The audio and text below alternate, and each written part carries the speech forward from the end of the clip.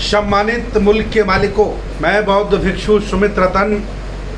आज 5 सितंबर है और आज के ही दिन भारत के लेलिन बाबू जगदेव प्रसाद जी का शहादत दिवस है। दुनिया के बहुत सारे लोग उनके बारे में जानते हैं और बहुत सारे लोग उनके बारे में नहीं जानते। मैं आपको बताना चाहता हूँ, बिहार की धरती पर जहाँ तथागत भगवान बुद्ध ने धम्म का आविष्कार किया था, बोध गया के बगल में कुर्था गांव में उनका जन्म हुआ था। बहुत ही गरीब परिवार में जन्म लिया। पढ़ लिख करके वो एक स्कूल में पढ़ाने लगे थे, तभी उन्हें संस्कृतियों के युद्ध की जानकारी हुई। उन्हें पता चला कि देश भारत का अल्पजन बहुजनों पर शासन कर रहा है, और वो सिर्फ इसलिए कर रहा है क्योंकि बहुजन अलग अलग जातियों में बटा है। उन्होंने उनको जगाना, उनको चेताना, उनकी विरासत, उनके पुराने कीर्तिमान इतिहास को बताना शुरू किया। तो धीरे धीरे 10-5 साल में एक बहुजनों का बहुत बड़ा समूह खड़ा हो गया जो अपने हक अधिकार के लड़ने लगा। कहा जाता है, इतिहासकारों ने लिखा है कि उन्होंने अपने जीवन में संघर्ष करके कई मुख्यमंत्रियों को शपथ दिलाई, लेकिन वो हमेशा इन बड़े बड़े पदों का त्याग करते रहे और वो डायरेक्टर बन करके बहुत सारे समाज के लोगों को एक्टर बनाते रहे। जैसे ही उनका नाम बहुत बड़ा हुआ और उस समय तत्कालीन कांग्रेसियों को, अल्पजनों को, सामंतियों को ये पता चला कि अगर ये व्यक्ति जिंदा बना रहा तो ये व्यक्ति बहुत लोगों के अंदर आग लगा देगा, जिनका खून ठंडा हो गया है उनका गर्म कर देगा और लोग अपने हक अधिकारों के लिए निकल पड़ेंगे और मेरी सामंती व्यवस्था ध्वस्त हो जाएगी। तभी भारत के लेलिन बाबू जगदेव प्रसाद जी एक मंच पर भाषण दे रहे थे।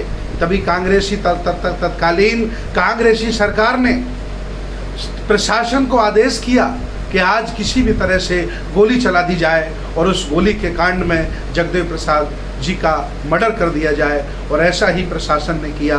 वो भाषण दे रहे थे और कह रहे थे 100 पर 90 का 100 में 90 भाग हमारा है, 10वां भाग तुम्हारा है, हम लेके रहेंगे।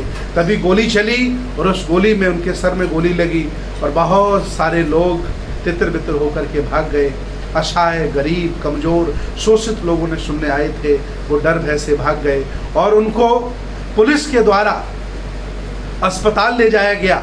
और रास्ते में जब उन्हें प्यास लगी तो ये कहानी है, ये सत्य कितनी है, या किताबों में ऐसे ही लिखा है कि एक सामंती व्यक्ति ने उनके मुंह में पेशाब की। ये सत्य नहीं हो सकती है या सत्य हो भी सकती है, ये वहाँ के लोगों ने, वहाँ के इतिहासकारों ने मुझे बताया है।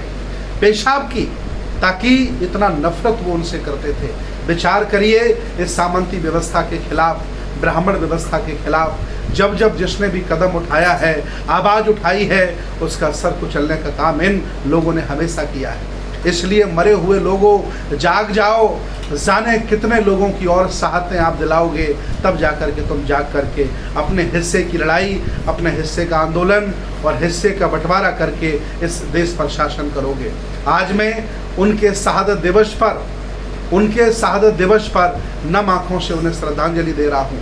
और मैं दुनिया को आज ये बताना चाहता हूँ, आज अकेले जगदेव प्रसाद बाबू नहीं, उनके पहले हज़ारों लोग और उनके बाद हज़ारों लोग मान सम्मान की लड़ाई के लिए, जिन्होंने समझौता नहीं किया, जिन्होंने कभी अपना ज़मीर नहीं बेचा, कभी दुश्मनों से वो मिले नहीं और हक अधिकारों के लड़ते रहे, उनको ऐसे ही जान गंवानी पड़े, अब और किसी को जान न गंवानी पड़े। इसलिए मैं चाहता हूँ कि आप एक हो जाइए, आपस में बहुजन मैत्री कर लीजिए और इस देश पर शासन कर लीजिए, क्योंकि आपके पुरखों ने यहाँ शासन किया है।